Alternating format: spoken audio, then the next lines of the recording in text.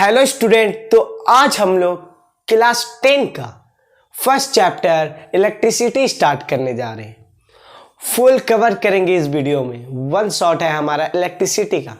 जिन लोगों का ये पढ़ा हुआ चैप्टर है उन लोगों का रिवीजन हो जाएगा, और जिन लोगों का पढ़ा हुआ नहीं है उन लोगों का एकदम शुरू से एकदम बेस से लेके हाई तक हम लोग बात करेंगे। इस चैप्टर में फुल कवर करेंगे। सिर्फ आप लोग जो भी लिखा हुआ रहेगा बोर्ड पे उसको नोट डाउन कीजिएगा और ध्यान से सुनिए। तो इधर टाइम स्पेंड नहीं करते हैं, चलिए फिर वीडियो को स्टार्ट करते हैं। पहले हम लोग ये चैप्टर की हेडिंग के बारे में बात करते हैं। चैप्टर की हेडिंग क्या है हमारी? इलेक्ट्रिसिटी। तो पहले जानते हैं हम लोग कि इलेक्ट्रिसिटी होता है क्या। तो इलेक्ट्रिसिटी एक ऐसा ब्रांच है फिजिक्स का जिसमें हम लोग चार्ज और उसके इफेक्ट के बारे में डिस्कस करते हैं। इलेक्ट्रिसिटी एक ऐसा ब्रांच है फिजिक्स का जिसमें हम लोग चार्ज और इफेक्ट के बारे में बात करते हैं कि ये बॉडी का क्या चार्ज है, ये क्या इफेक्ट दे रही है, ये इसका कितना करंट है, ये सब के बारे में हम लोग इलेक्ट्रिसिटी में डील करते हैं। यहाँ पे उसका मैं डेफिनेशन लिख देता हूँ।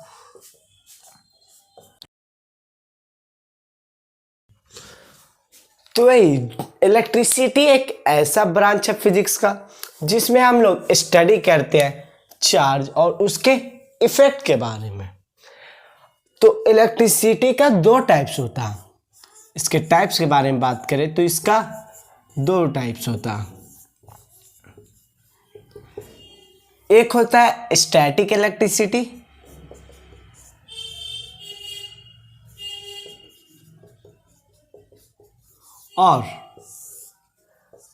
और दूसरा होता है आपका करंट इलेक्ट्रिसिटी।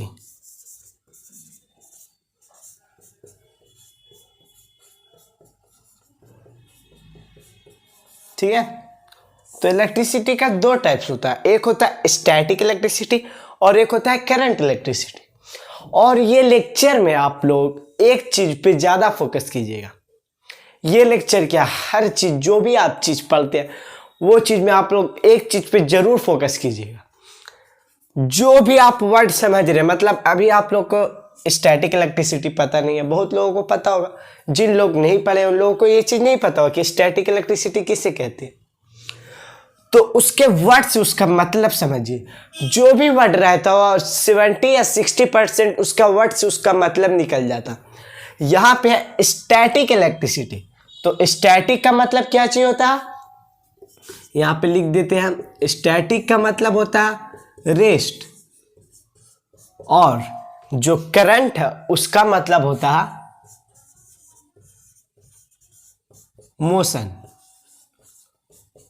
स्टैटिक इलेक्ट्रिसिटी का मतलब होता है रेस्ट और करंट इलेक्ट्रिसिटी का मतलब होता है मोशन। तो इससे हमारा सिंपल डेफिनेशन निकल जाएगा स्टैटिक इलेक्ट्रिसिटी का, कि इसमें जो चार्ज रहता हमारा डेवलप होता पर मोशन नहीं कर पाता, रेस्ट में ही रहता। इसके अंदर चार्ज हमारा रहता पर एक जगह से दूसरी जगह मूव नहीं कर पाता। यहां पे हम उसका डेफिनेशन लिख देते हैं।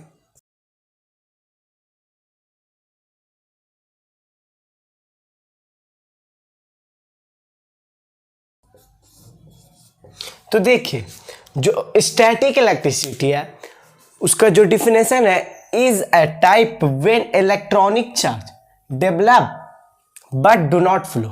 इसके अंदर चार्ज क्या रहता पर फ्लो नहीं होता। जैसे इसका एक एग्जांपल हम बताएं स्टैटिक इलेक्ट्रिसिटी का, उससे आप लोग एग्जांपल से बहुत अच्छे से समझेंगे। जैसे आप लोग पेंसिल या पेन को बाल में जब रफ करते हैं और पेपर पे लाते हैं तो थोड़ा 2 सेकंड या 3 सेकंड के लिए पेपर क्या हो जाता, इसमें सट जाता। तो चार्ज इसके में डेवलप होता तब पेपर इसके अंदर सटता। तो यही इसमें चार्ज क्या हुआ, डेवलप हुआ, पर फ्लो तो नहीं हुआ। हम इसको इसके पास ले गए तब ये सटा। तो एक जगह से दूसरी जगह चार्ज इसमें फ्लो नहीं होता। और ये जो एग्जाम्पल है ये स्टैटिक इलेक्ट्रिसिटी का भी एग्जाम्पल है, जिसको इलेक्ट्रोस्टैटिक फोर्स कहा जाता। ठीक है। तो यही है हमारा static electricity is a type when electronic charge develop but do not flow. और इसी का ठीक अपोजिट क्या होता है हमारा करंट इलेक्ट्रिसिटी।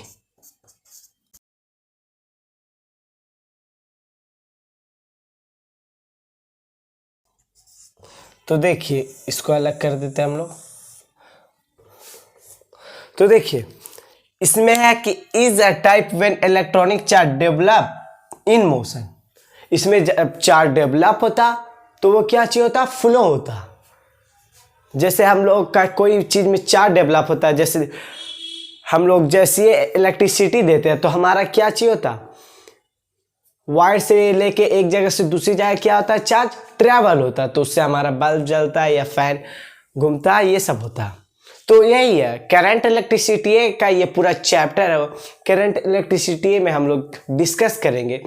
और वही है स्टैटिक इलेक्ट्रिसिटी में चार्ज रहता पर फ्लो नहीं होता, करंट इलेक्ट्रिसिटी में चार्ज रहता और फ्लो भी होता। तो हम लोग अभी बेसिक चीज इलेक्ट्रिसिटी के बारे में जान लिए। अब चलिए हम लोग इलेक्ट्रिक चार्ज के बारे में डिस्कस करते। तो तब तक आप लोग ये स्लाइड को नोट डाउन कर लीजिए।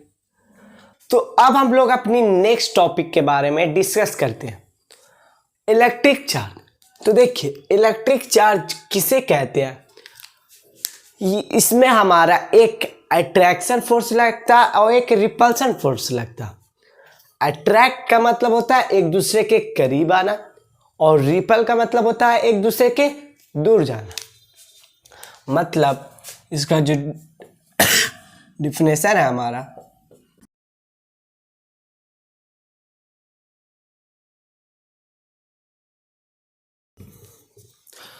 तो इलेक्ट्रिक चार्ज एक ऐसी प्रॉपर्टी है मैटर की जिसमें मटेरियल्स अट्रैक्ट होता और रिपल होता। ये एक ऐसी प्रॉपर्टी है मैटर की जिसमें मटेरियल्स अट्रैक्ट होता या रिपल होता। अब कौन अट्रैक्ट होता कौन रिपल होता ये हम लोग अब जानेंगे। तो पहले ये जान लेते हैं हम लोग कि इलेक्ट्रिक चार्ज का दो टाइप्स होता।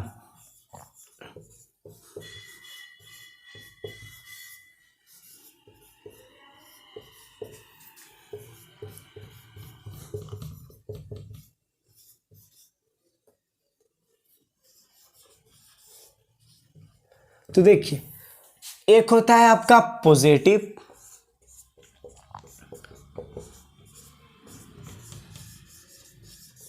और एक होता निगेटिव चार्ज।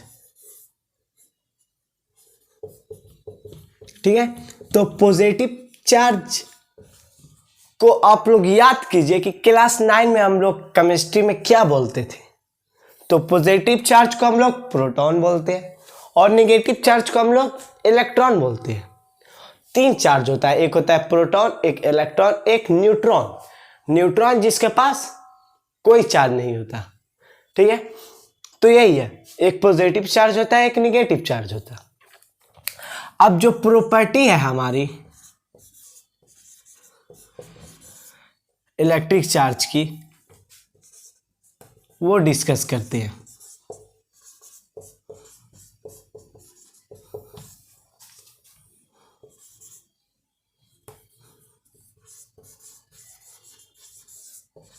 तो देखिए जो प्रॉपर्टी है इलेक्ट्रिक चार्ज की, एक होती है लाइक चार्ज और दूसरा होता है आपका अनलाइक चार्ज। ठीक उसका अपोजिट। तो लाइक चार्ज एक होता है, एक होता है आपका अनलाइक चार्ज। तो लाइक चार्ज में क्या रहता है, सेम सेम चार्ज रिपल होता। लाइक चार्ज में हमारा सेम सेम चार्ज क्या होता, रिपल होता। मतलब देखिए पॉजिटिव पॉजिटिव निगेटिव निगेटिव, मतलब ये एक जगह पे खड़ा हुआ रखा हुआ। ठीक है, तो जब ये इसको हम लोग अपने हाथ से करीब यहां पे लाएंगे तो ये क्या होगा, दूर जाएगा। इसको हम लोग जब इसके करीब लाएंगे तो ये क्या होगा, दूर जाएगा। और यही ये रखा हुआ, इसको हम लोग इसके करीब लाएंगे तो ये दूर जाएगा। तो ऐसा हमारा क्या होता है, लाइक चार्ज में होता है। पॉजिटिव पॉजिटिव में, निगेटिव में इसको हम लोग यहाँ पे रखेंगे, इसको लाएंगे हम लोग अपने हाथ से करीब तो ये दूर जाएगा, और इसको रखे रहेंगे, इसको हम लोग करीब लाएंगे तो ये दूर जाएगा। तो लाइक चार्ज में हमारा ऐसा होता, सेम सेम चार्ज रिपल होता। यहाँ पे लिख दे रहे हैं same charge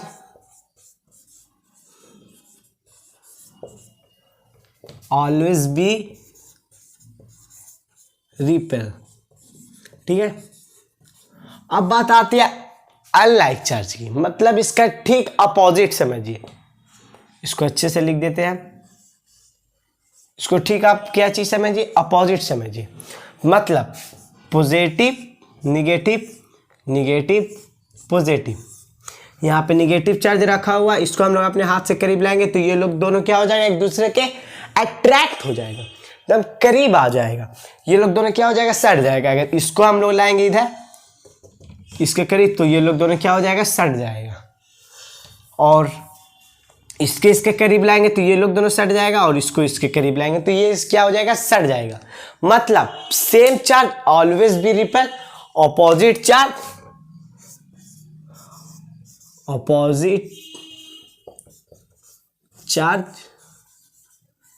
always be attract. ठीक है, तो ये टॉपिक में अब आप लोगों को कोई परेशानी नहीं आना चाहिए।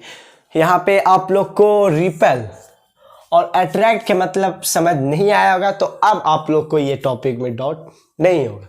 तो देखिए, जब सेम लाइक चार्ज को सेम चार्ज भी कहते हैं और अनलाइक चार्ज को अपोजिट चार्ज भी कहते हैं। ये बहुत बेसिक चीज़ है, मैं उन लोगों के लिए ज़्यादा डीपली बता रहा हूँ जिन लोगों को ये चीज़ शुरू में पढ़ रहे वो लोग को ये चीज़ पता नहीं होगा। और इलेक्ट्रिक चार्ज का जो सिंबल है जिससे उसको डिनोट किया जाता, मैं यहाँ पे लिख देता हूँ, it is denoted by Q. Electric charge को क्यू से डिनोट किया जाता है। ये बड़ा इंपॉर्टेंट है क्योंकि हर जगह क्यू लिखा रहेगा तो आपको समझ में नहीं आएगा। तो जहां पे भी आप क्यू लिखा रहेगा ये समझ जाइएगा कि ये इलेक्ट्रिक चार्ज है, क्योंकि ये सिंबल है क्या चीज का, इलेक्ट्रिक चार्ज का। और इसकी जो एसआई यूनिट है जिससे इसको मेजर किया जाता वो लिख देते हैं हम यहाँ पे।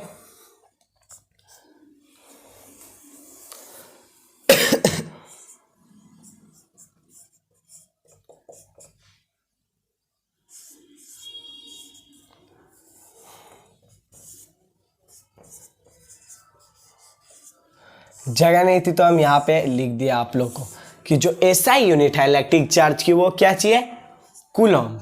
ठीक है, ये एसआई यूनिट। और ये स्लाइड को आप लोग अच्छे से नोट डाउन कर लीजिएगा। ये लोग को लास्ट में लिख दीजिएगा क्योंकि बोर्ड पे जगह नहीं थी। और फिर अब हम लोग अपनी नेक्स्ट टॉपिक पे चलते हैं इसी के साथ। और ये सब जो भी अभी हम लोग टॉपिक के बारे में बात किए वो सब बहुत बेसिक चीज था। तो अब आप लोग ये स्लाइड को नोट डाउन कर लीजिए, फिर हम लोग नेक्स्ट टॉपिक के बारे में डिस्कस करते हैं। तो अब बात करेंगे हम लोग इलेक्ट्रिक फील्ड की। ये बहुत लोगों को पता नहीं रहता। तो इलेक्ट्रिक फील्ड से आप लोग ये समझिए, एग्जाम्पल से हम लोग समझाते हैं। जैसे क्रिकेट का एक फील्ड होता जिसको स्टेडियम कहा जाता, तो वो जो पूरा स्टेडियम रहता उसमें सिर्फ क्रिकेट खेला जाता, ना कि उसमें वॉलीबॉल और कबड्डी और ये सब गेम खेला जाता।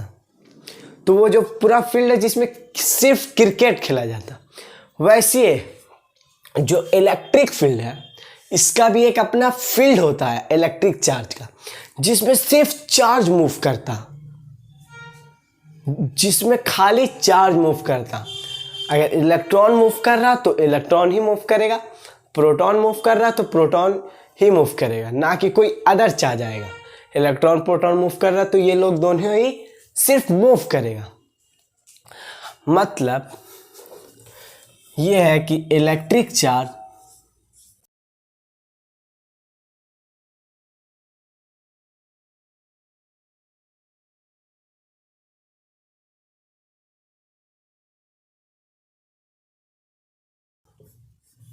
तो देखिए ये है इलेक्ट्रिक फील्ड का definition. Electric charge when kept create a small area around itself where its effect can be felt is called electric field.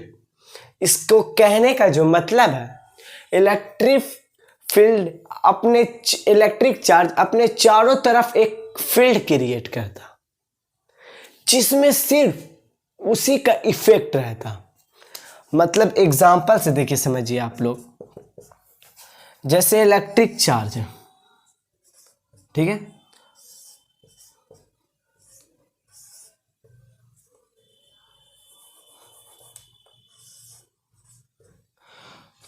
तो या इतना दूरी समझिए आप लोगों का सिर्फ और सिर्फ इलेक्ट्रिक चार्ज है, हर जगह इलेक्ट्रिक चार्ज है।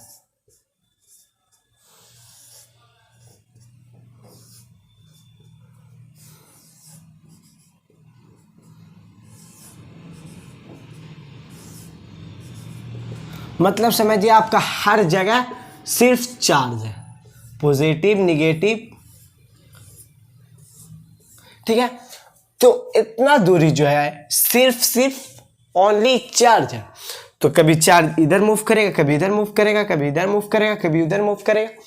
तो यही जो पूरे फील्ड है इसी को इलेक्ट्रिक फील्ड कहा जाता है। जहां पे चार्ज मूव करता जितना दूरी तक, उतना दूरी को हम इलेक्ट्रिक फील्ड कहते हैं। इसका डिफिनेशन ही देखिए, electric charge when kept create a small area, ये अपने से बनाता है एक small area around itself where its effect can be field is called electric field.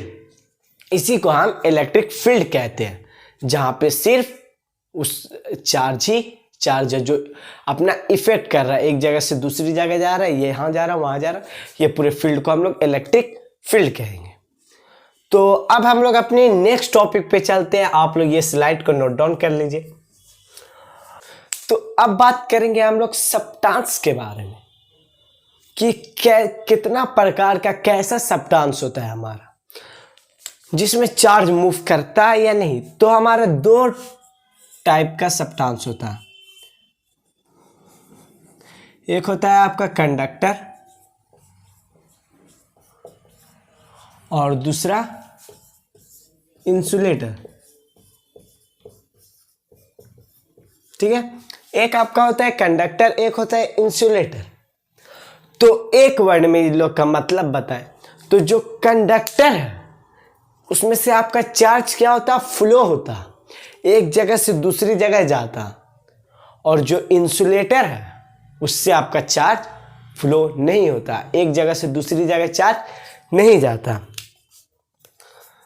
Conductor का अगर डिफिनेशन लिखते हैं हम,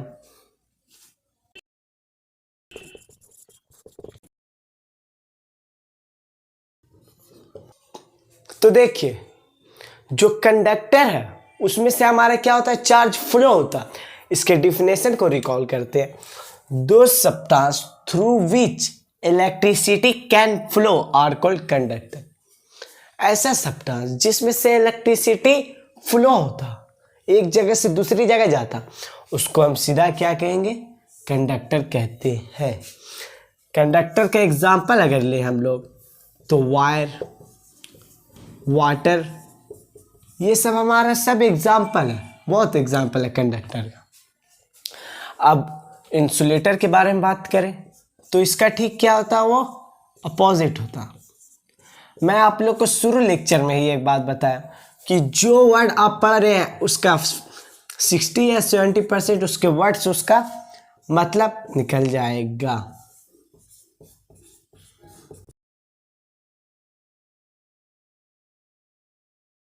तो देखिए इंसुलेटर उसे कहते हैं जिसमें से हमारा करंट पास नहीं होता, वही है इसका definition, those substance through which electricity can not flow are called insulator, जिसमें से हमारा इलेक्ट्रिसिटी फ्लो नहीं होता। इसका एग्जाम्पल ले हम लोग तो हो जाएगा वुड, टेबल, एक्सेट्रा, बहुत इसका भी एग्जाम्पल है हमारा। तो जितना भी आप सब्सटेंस देख रहे हैं जिसमें से आपका इलेक्ट्रिसिटी समझिए फ्लो हुआ तो उसको आप कंडक्टर बोलिए, और जिसमें से फ्लो नहीं हुआ उसको आप इंसुलेटर बोलिए। जैसे ये टी शर्ट है, ये मार्कर है, तो ये सब हमारा इंसुलेटर का टाइप्स है। यही अगर वायर आ जाएगा, आयरन आ जाएगा, निकल, कॉपर, ये सब हमारा सब कंडक्टर का एग्जाम्पल हो जाएगा। तो सब्सटेंस भी आपसे दो टाइप्स का समझिएगा कि सब्सटेंस भी दो टाइप का होता, जो इलेक्ट्रिसिटी को फ्लो किया वो कंडक्टर, जो इलेक्ट्रिसिटी को फ्लो नहीं किया वो इंसुलेटर। तो अब इसी के साथ हम लोग अब नेक्स्ट टॉपिक पे चलते हैं। तो आप ये स्लाइड को नोट डाउन कर लीजिए। अब हम लोग बात करेंगे इलेक्ट्रिक करंट के बारे में। तो इलेक्ट्रिक करंट सिंपल एक लाइन में समझिए कि जिसमें इलेक्ट्रिक चार्ज फ्लो होता, मतलब फ्लो ऑफ इलेक्ट्रिक चार्ज, उसी को हम इलेक्ट्रिक करंट कहते हैं। जिसे यहाँ पे डिफिनेशन लिख देते हैं, it is the rate of flow of electric charge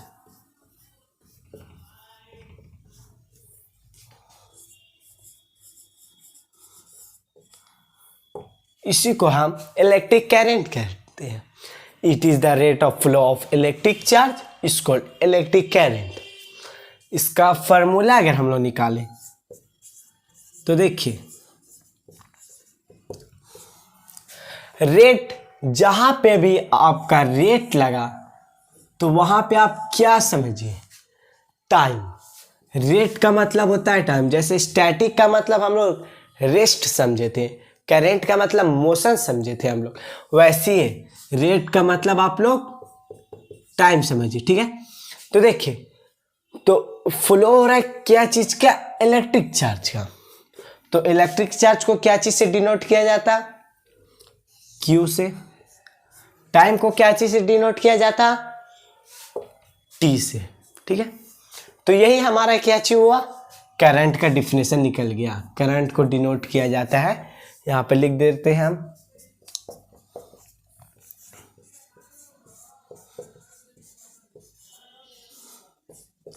current को डिनोट किया जाता है आई से। तो यही है इसका क्या चीज, फार्मूला इलेक्ट्रिक करंट का।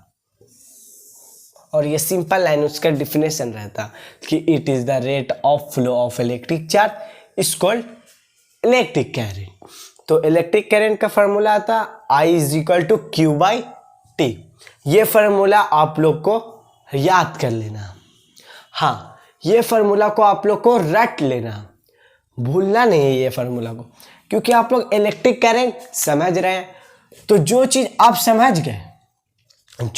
समझ गए, अगर आपको वो चीज़ लिखने नहीं आ रहा, तुरंत फार्मूला उसका भूल जा रहे, तो वो चीज़ को आप रट लीजिए, लेकिन समझ के रटिए।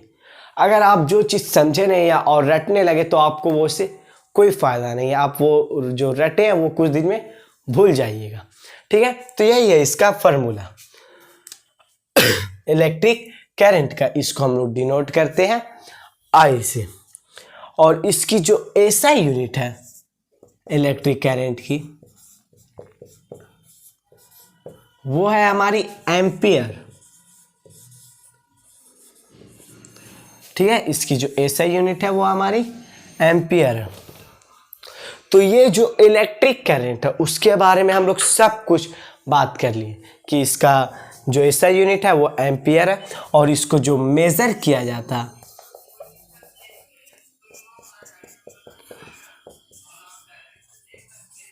वो है एम मीटर से। इसको हम लोग एम मीटर से मेजर करते हैं। ठीक है, तो ये स्लाइड को आप लोग नोट डाउन कीजिए, फिर हम लोग नेक्स्ट टॉपिक के बारे में डिस्कस करते हैं। तो अब हम लोग बात करेंगे इलेक्ट्रिक पोटेंशियल के बारे में। तो इलेक्ट्रिक पोटेंशियल को चलिए हम लोग एग्जांपल से समझते हैं। तो देखिए, जैसे आप ये देखिए कि ये क्या चीज है, एक इलेक्ट्रिक फील्ड है। इसको सपोज कीजिए कि आपका एक इलेक्ट्रिक फील्ड है, इसमें क्या है, चार्ज है। ठीक है, हर जगह इसके में क्या है, चार्ज है।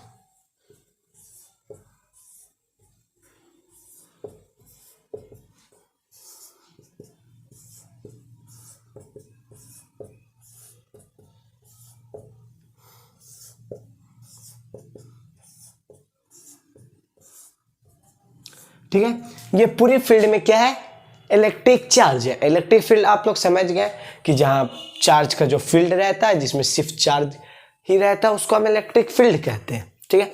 तो ये इलेक्ट्रिक फील्ड है और ये समझिए आपका इन्फिनिटी लाइन है। इन्फिनिटी का मतलब होता है क्या जी, अंत, ठीक है। तो ये आपकी इन्फिनिटी की लाइन है और इसके बाहर एक इलेक्ट्रिक चार्ज आया, इसके बाहर और एक इलेक्ट्रिक चार्ज आया, मतलब यहां पे वो था 2 कूलम का चार्ज। कूलम जो इलेक्ट्रिक चार्ज की एसआई यूनिट है, ठीक है। तो ये 2 कूलम का चार्ज आया और ये चार्ज यहां से उठ के यहां आया। ये जो इन्फिनिटी के लाइन के बाहर जो चार्ज आया वो वहां से उठ के इलेक्ट्रिक फील्ड में आया, ठीक है, इलेक्ट्रिक फील्ड में आया। तो जो इन्फिनिटी से, ये एक लाइन इन्फिनिटी की है, तो जो इन्फिनिटी से लेके इलेक्ट्रिक फील्ड तक जो वर्क डन हुआ उसी को हम इलेक्ट्रिक पोटेंशियल कहते हैं। मतलब जो इन्फिनिटी के बाहर से जो चार्ज आया, यहां से लेके जो इसका वर्क डन हुआ, ये चार्ज का इन्फिनिटी से लेके इलेक्ट्रिक फील्ड तक, उसको हम बोलते हैं इलेक्ट्रिक पोटेंशियल। वही इसका डिफिनेशन है, is the work done is moving unit positive charge, ठीक है। यहाँ पे डबल बार लिखा गया है positive charge from infinity to a certain point, infinity से आके सर्टेन पॉइंट पर इन इलेक्ट्रिक फील्ड, इसी को हम इलेक्ट्रिक पोटेंशियल कहते हैं। ये जो टॉपिक है बहुत लोगों को नहीं समझ आती, शुरू में मुझे भी ये टॉपिक नहीं समझ आया था। तो वही है इलेक्ट्रिक पोटेंशियल, यहाँ और यहाँ से इसके बीच में जो वर्क डन हुआ, इतना दूरी जो किया, इसी को हम इलेक्ट्रिक पोटेंशियल कहते हैं। अब ये कितना वर्क डन किया, अब ये क्या किया, उसको हम इलेक्ट्रिक पोटेंशियल कहते हैं। जो यहां से यहां आने में वर्क डन किया, इसको हम लोग इलेक्ट्रिक पोटेंशियल कहते हैं। अब कितना और क्या किया, उसको हम पोटेंशियल डिफरेंस कहते हैं। पहले आप लोग ये स्लाइड को नोट डाउन कर लीजिए, फिर हम लोग पोटेंशियल डिफरेंस को बहुत अच्छे से समझते हैं। तो अब हम लोग बात करेंगे पोटेंशियल डिफरेंस के बारे में। जो अभी हम लोग इलेक्ट्रिक पोटेंशियल निकाले कि जो इन्फिनिटी के लाइन से इलेक्ट्रिक फील्ड तक एक सर्टेन पॉइंट तक जो वर्क डन हुआ, उसी को हम इलेक्ट्रिक पोटेंशियल कहते हैं। अब कितना वर्क डन हुआ, क्या हुआ, वो अब पोटेंशियल डिफरेंस में हम लोग अच्छे से समझेंगे, ठीक है। तो जो पोटेंशियल डिफरेंस का डिफिनेशन है, is the work done is moving charge, जो वर्क डन हुआ मूविंग चार्ज का फ्रॉम वन पॉइंट से लेके अनदर पॉइंट तक, उसी को हम पोटेंशियल डिफरेंस कहते हैं। इसका दूसरा नाम आप क्या, वोल्टेज है, ठीक है। तो ये इसी को हम क्या चीज कहते हैं, पोटेंशियल डिफरेंस कहते हैं। और पोटेंशियल डिफरेंस को डिनोट किया जाता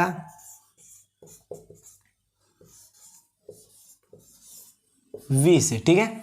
तो इसका जो फॉर्मूला बनता आपका, तो फॉर्मूला जो बनेगा आपका, वर्क डन हुआ W, किसका हुआ, चार्ज का। चार्ज का सिंबल हम क्या चीज बताए थे आप लोगों को, Q, और इसको क्या चीज से डिनोट किया जाता है, V से। तो यही आपका पोटेंशियल डिफरेंस का फॉर्मूला बनता कि V is equal to W by Q. ये भी अगर आपसे याद नहीं होगा तो आप इसको, अगर आप इसको तुरंत भूल जाएंगे तो आप इसको रट लीजिएगा, ठीक है। क्योंकि आप लोग पोटेंशियल डिफरेंस समझ गए तो आपको अब रटने में कोई दिक्कत नहीं है, आप क्योंकि फॉर्मूला का हर जगह आपको यूज है, ठीक है। अब जो पोटेंशियल डिफरेंस है उसकी एसआई यूनिट के बारे में बात करें तो उसकी एसआई यूनिट है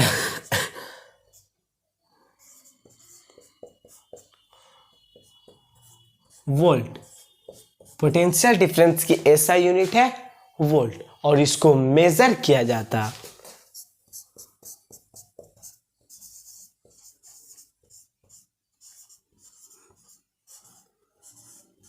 वोल्ट मीटर से, ठीक है। पोटेंशियल डिफरेंस की ऐसा यूनिट है वोल्ट और इसको मेजर किया जाता है वोल्ट मीटर से। तो अब हम लोग इलेक्ट्रिक पोटेंशियल, पोटेंशियल डिफरेंस, ये सब को बहुत अच्छे से डिस्कस कर लिए। अब हम लोग अपने नेक्स्ट टॉपिक पे चलते हैं, तो आप ये स्लाइड को नोट डाउन कर लीजिए। तो अब हम लोग बात करेंगे इलेक्ट्रिक सर्किट के बारे में। जब पूरा कंप्लीट होता है सर्किट, तभी हमारा बल्ब या फैन या एसी या टीवी ये सब हमारा चलता। तो अब इलेक्ट्रिक सर्किट के बारे में समझेंगे, तो एग्जांपल से समझते हैं। तो देखिए,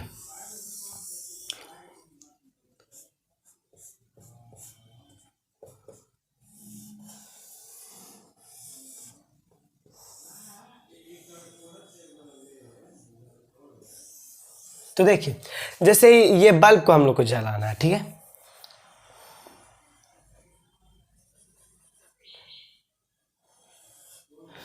तो ये बल्ब को हम लोग को जलाना, तो ये जब पूरा सर्किट कंप्लीट होता, ये जब पूरा सर्किट कंप्लीट होता तब क्या चाहिए होता, बल्ब ग्लो करता। और पूरा सर्किट कंप्लीट करने के लिए हम लोग को, जब इसको हम लोग सटा देते हैं, मतलब स्विच ऑन कर देते, तो हमारा क्या चाहिए होता है, बल्ब ग्लो हो जाता। ये हमारा पूरा एक सर्किट क्या चाहिए होता है, बल्ब का कंप्लीट होता। और इसको हम लोग अगर हटा देते हैं, इसको फिर हम लोग ऐसे कर देते हैं, तो ये सर्किट कंप्लीट है, पर यहां पे क्या चाहिए, ब्रोकन है, तो इसलिए बल्ब ग्लो नहीं करेगा। फिर इसको जैसे हम लोग यहां पे लाएंगे तो बल्ब ग्लो कर जाएगा। तो यही जो पूरा कंप्लीट होता, तो इसी को हम लोग सर्किट कहते हैं। इलेक्ट्रिक करंट जो फ्लो होता है सर्किट में, वो पूरा जो कंप्लीट रहता है, उसी को हम इलेक्ट्रिक सर्किट कहते हैं।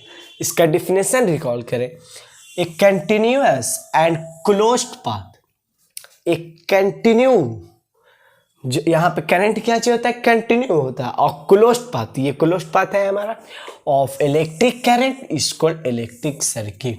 सिंपल है, ठीक है, इसी को हम इलेक्ट्रिक सर्किट कहते हैं। ये सब बहुत बेसिक चीज है, ठीक है। तो अब चलिए हम लोग अपनी नेक्स्ट टॉपिक पे चलते हैं। आप ये स्लाइड को नोट डाउन कर लीजिए। तो अब ये पूरे लेक्चर की, ये पूरे लेक्चर नहीं, ये पूरे चैप्टर की सबसे इंपॉर्टेंट टॉपिक अब जो हम लोग डिस्कस करने जा रहे हैं, वो है ओम्स लॉ। ये बहुत बहुत ज्यादा इंपॉर्टेंट टॉपिक है। तो इसका आप एक भी कंसेप्ट, एक भी बात, एक भी चीज को आप लोग को मिस नहीं करना, क्योंकि ये बहुत ज़्यादा इंपॉर्टेंट टॉपिक है। अगर इलेक्ट्रिसिटी में चैप्टर से अगर क्वेश्चन आता, तो अधिकतर यही टॉपिक से आपका क्वेश्चन भी आएगा, ठीक है। तो ओम्स लॉ क्या चीज था, एक साइंटिस्ट थे जिनका नाम था ओम, उन्होंने ही ये दिया था ओम्स लॉ। जैसे मोशन पे लॉ तो न्यूटन ने दिया, तो न्यूटन लॉ ऑफ मोशन सबका नाम रखा गया, तो वही ओम ने दिया, तो ओम्स लॉ इसका नाम रखा गया। अब बात करते कि इन्होंने क्या चीज दिया था, तो इनकी थ्योरी को हम लिखते हैं कि एट अ कांस्टेंट टेम्परेचर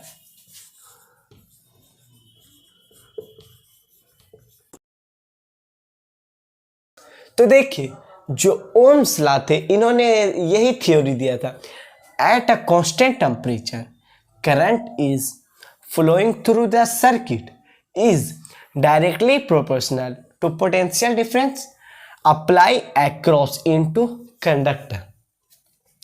मतलब जो करंट है, ये जो करंट है, ये सिंबल करंट का, ये डायरेक्टली प्रोपोर्शनल है पोटेंशियल डिफरेंस के, ये इनका कहने का मतलब है। और जब ये करंट है डायरेक्टली प्रोपोर्शनल पोटेंशियल डिफरेंस का, तो जो टेम्परेचर है वो क्या चाहिए होना चाहिए, कांस्टेंट होना चाहिए। तो इसको ऐसे रिवर्स करते हैं हम लोग, अगर करंट है पोटेंशियल डिफरेंस का डायरेक्टली प्रोपोर्शनल, तो पोटेंशियल डिफरेंस भी है करंट का डायरेक्टली प्रोपोर्शनल। ठीक है, तो जब डायरेक्टली प्रोपोर्शनल का साइन हटता तो क्या चीज आता, वो आप लोगों को पता है, कांस्टेंट टर्म आता। ठीक है, तो ये जब हटेगा तो यहाँ पे कांस्टेंट टर्म आएगा, और कांस्टेंट टर्म जो है यहाँ पे आर आता है।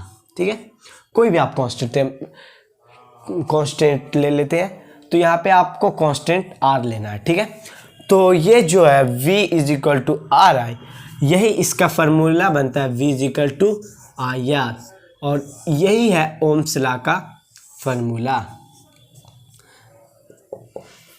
यही आपका ओम्स लॉ का फार्मूला। ओम्स लॉ में दो चीज को आप लोग को कांस्टेंट रखना, एक आपका टेम्परेचर, और जो कांस्टेंट टर्म क्या चीज आया, रेसिस्टेंस। जो आर है उसको हम रेसिस्टेंस कहते हैं, ये हमारा कांस्टेंट टर्म है। ठीक है, तो यही ओम्स लॉ हमें कहता कि जो करंट है वो डायरेक्टली प्रोपोर्शनल है पोटेंशियल डिफरेंस के, तो V directly proportional to I, तो जब डायरेक्टली प्रोपोर्शन का साइन हटता तो एक कांस्टेंट टर्म आता, और वो कांस्टेंट टर्म R है जिसको रेसिस्टेंस कहा जाता, और R और टेम्परेचर सदा कांस्टेंट रहता ओम्स लॉ में, और इन्होंने इतना चीज हम लोग को बताई थी। ठीक है, तो इनकी थ्योरी यहीं तक हमारी ख़त्म होती है, और ये फार्मूला बहुत ज़्यादा इम्पोर्टेंट है। ठीक है, तो ये फार्मूला को आप लोग सदा याद रखिएगा। अब चलिए हम लोग रेसिस्टेंस के बारे में बात करते हैं। जो ये कांस्टेंट टर्म आया रेसिस्टेंस, उसके बारे में हम लोग बात करते हैं। तो आप लोग ये स्लाइड को नोट डाउन कर लीजिए। तो जो रेसिस्टेंस है उसको हम लोग समझते हैं। तो देखिए, द प्रॉपर्टी ऑफ कंडक्टर, ये एक प्रॉपर्टी है कंडक्टर की, due to which it oppose the flow of current through it is called resistance. मतलब जब करंट फ्लो होता तो उसका अपोज करता। जैसे एग्जांपल देखिए, जैसे ये एक वायर है जिसमें क्या हो रहा, करंट फ्लो हो रहा, तो ये जो करंट फ्लो हो रहा इसको रेसिस्टेंस क्या करेगा, अपोज करेगा, फ्लो नहीं होने देगा, रुकावट पैदा करेगा। जैसे कोई ईटा पत्थर आता है तो जैसे हम लोग को रुकावट मिलता, वैसे ये जो करंट फ्लो हो रहा है इसके ये रुकावट करेगा। तो रेसिस्टेंस का मतलब आप एक लाइन में समझिए कि रुकावट, तो जो करंट फ्लो होता उसको रुकावट करता, वो फ्लो होने नहीं देता। ठीक है, इसका जो ऐसा यूनिट है वो है ओम। ठीक है, इसकी ऐसा यूनिट हमारी क्या चाहिए, ओम है। और रेसिस्टेंस तीन चीज़ों पे डिपेंड करता, जो रेसिस्टेंस का फैक्टर है वो तीन चीज़ पे डिपेंड करता। तो यहाँ पे हम लिख देते हैं, एक करता resistance is directly proportional to length, मतलब जितना लेंथ रहेगा उतना रुकावट रहेगी। मतलब जैसे ये वायर है, ये पूरा लंबा है, ठीक है, इसमें इलेक्ट्रॉन क्या हो रहा, मूव कर रहा, तो इसमें रुकावट भी उतना ही रहेगी, जितना बड़ा लेंथ रहेगा उतना ही उसको रुकावट रहेगी।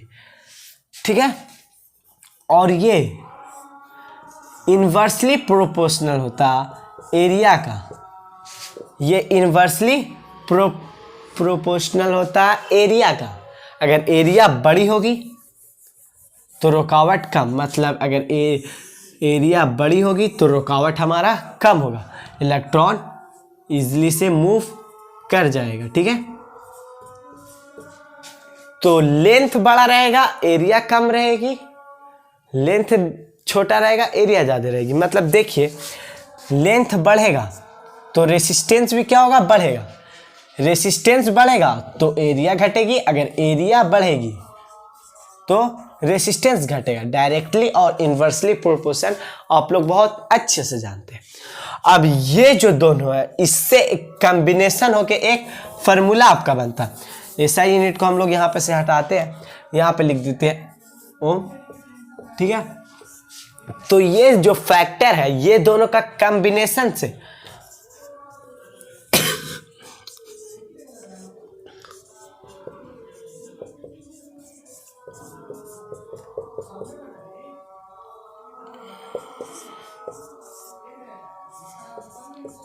ठीक है, ये दोनों का जो कॉम्बिनेशन से हमारा रेसिस्टिविटी फॉर्म होता। मतलब आर डायरेक्टली प्रोपोर्शन है किसके, लेंथ के, और इन्वर्सली प्रोपोर्शन है एरिया के। और जब डायरेक्टली और इन्वर्सली प्रोपोर्शन हटता तो कांस्टेंट टर्म आता, वो है आपका रो। इसको रुकिए यहाँ पे अच्छे से लिख देते, ये एल ए और ये है रो, ये पी नहीं है, ठीक है। ये जो है इसको रो बोला जाता है, ठीक है। तो यही है R is equal to rho L by A. L से लेंथ, ए से एरिया। लेंथ का डायरेक्टली प्रोपोर्शन होता, एरिया का इन्वर्सली प्रोपोर्शन होता, और इसी को हम रेसिस्टिविटी कहते हैं, ठीक है। इसी को हम रेसिस्टिविटी कहते हैं। रेसिस्टेंस आप लोग समझ गए, अब रेसिस्टिविटी भी समझ गए। ये आपका रेसिस्टिविटी का फॉर्मूला होता है।